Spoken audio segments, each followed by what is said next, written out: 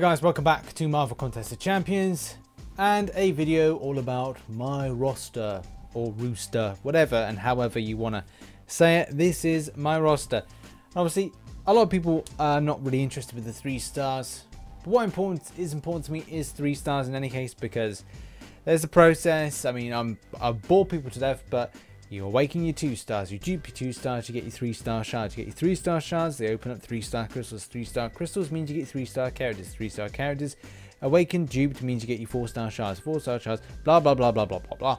It's a cool process from start to finish, from your 2 stars to your 3 stars, and 3 stars do hold a candle in my heart of hearts when it comes to arena boosts. Arena boosts at 3-star do seem to be the most popular ones to get in the crystals, so therefore you would apply them to the 3 stars.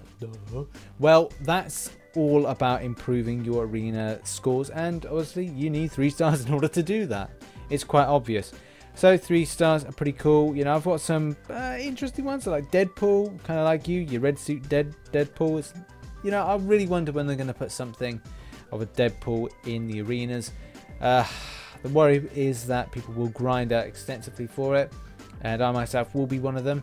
Whatever the cost is, I will go into that arena. I will put in my all. I will have to book 2 days off of work in order to give it such a stonking amount of points. Maybe change some plans that I've got, but it's important to get that Deadpool. Love that Deadpool. So the other thing is that, yeah, I've got loads of 3 stars. All the ones that have been released are pretty much there. The ones that are maxed out, the other ones to be ranked up. But obviously we've talked about the purpose of them within what I do, and also what other people do as well. Right, so this is my 4-star roster, and I've got King Groot. I know you should know about that, and recently did the Howard the Duck arena. At the point of recording this video, I am trying to awaken Howard the Duck, so it's going for that 2.5 mil as kind of cut-off point. Hopefully that gets him. It's hard to say really, but he's not a hugely wanted champion. Hopefully that he does get a buff in the future, but you never know with these things with the way that Kabam operate. I've got some decent ones here. I think the biggest issue that I've got is I've pushed myself towards the 5 stars, and we'll go on to the 5 stars in a minute. So any champion that I did have would have focus of being a 5-star for the tier 4 class catalyst rather than the 4-star. I've got 9 4-star 550s. And that's a point that I'm going to stop for now and focus on my 5 stars. And like I said, we'll go on to why they're so important in a minute. But 4 stars still give me sufficient points to then get milestones, to get enough arena points to then get ranked rewards. Any particular champion that I will look to next from my 4-star roster will either be to change the dynamic or kind of improve things. And there's lots of ones with value here, like Mordo, obviously Dr. Voodoo. But the problem that I've got is that any Mystic tier 4 class catalyst is going towards Dormammu to get him up to rank 4. Because currently I don't have a rank 4 5-star. But that doesn't mean to say I can't get any. I can get them. I've just not found the right champions yet to be gifted the glorious position of rank 4 as a 5-star. Any other 4 stars? I've recently ranked up Wolverine X23 and with Wolverine 440. I think out of the 2, if I was to take a mutant class up to rank 5, which I can, I would probably go for Wolverine. I probably want to add some more signature levels to that character in order to improve him more. Cyclops would be another example of a good mutant to get up further, but I feel that it's got to be gifted to Wolverine. Good amount with a Fury, with a Bleed, and with the regen means that the champion is more interesting to me in any case. Cable was going to be that champion, but I just didn't really enjoy playing with him as much. And I think it's all about champions that speak to my fighter, bruiser, aggressive nature, and it is definitely Wolverine. Looking down the line, there are some real kind of trash ones that I've not taken any past 330 because they don't really deserve it to be past 330. Joe Fixit, definitely not. Daredevil Netflix, not interested. And Howard the Duck, still unsure about. Getting King Groot was something that I was really excited about. Got him in a marvelous crystal opening. Good video, you should check it out. And that is a champion that I will probably take up a lot further. He'd definitely get an awakening gem. And we'll go and have a look at Awakening Gems and kind of structure like what I'm going to plan in the future and for what reasons. But the rank 550s, these here are my favourites. I mean, you've got, good reason for it. Nightcrawler he's just a powerhouse. Obviously, he looks a bit like me, and I love him to bits. Great champion for fighting with the inbuilt deep wounds, the furies, the crits. He's just so good, and effectively evades. Well done as well by Kabam with regards to the appearance of the character, the way the character operates, the BAMP thing, which is just amazing. Black Widow is still an amazing champion. She's not as good as she used to be with regards to bringing down signature abilities of opponents, but still it's incredibly good. And obviously, going back to Nightcrawler, good for Alliance Wars, and one of the key reasons. Captain America World War II, strong powerhouse when it comes to armor, blocking, block proficiency. Just great with an L2 with a bleed, excellent with deep wounds. Ultron, I need something with a little bit of regen at the same time, something that's good with evade, good with the bleeds as well. Quite like him, think he's again well-rounded character. Spider-Man, the symbiote version, I liked him. I did enjoy playing this character and done a few videos on him. Handy in, I like him in Alliance Wars, I really do. There's something about him that just is. It's good with regards to his evade popping up after specials, so when he's triggered, it gets sorted. Hulk was a 330 for me, and I brought him up to 550 because he is indeed brutal when it comes to the enemy. And if you're playing with a power gain team and you're getting constant stuns in, this guy is just amazing. I've done a video on it. It's one of the most popular videos I did on my channel. Scarlet Witch, obviously not as good as she used to be, but still good, really good. I use her quite a lot actually in Alliance questing because of lack of the 5-star rank 4s, and obviously when that happens she'll probably be replaced probably by Dormammu, or if not, Dormammu will then factor into somewhere. Miss Marvel, she's average, she's good. Yeah, not really anything special to say about her, except for yeah, she used to be one of my lead characters for Alliance questing, but now I only use Black Widow, Captain America World War II, and Scarlet Witch currently, but that will change. Star-Lord, effective champion, good for these endgame stuffs, and that is the whole reason that that character is up to 550.